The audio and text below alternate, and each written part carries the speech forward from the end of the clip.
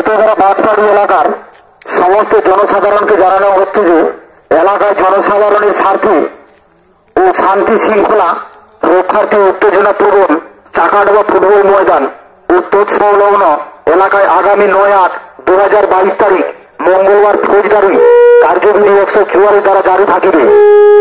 সেই জন্য উক্ত উত্তেজনা প্রবণ এলাকায় ৫ জন বা তার বেশি ব্যক্তির কোনো সমাবেশ করা যাবে না। উক্ত আদেশ অমান্য করিলে প্রয়োজনীয় আইনগত ব্যবস্থা নেওয়া হবে।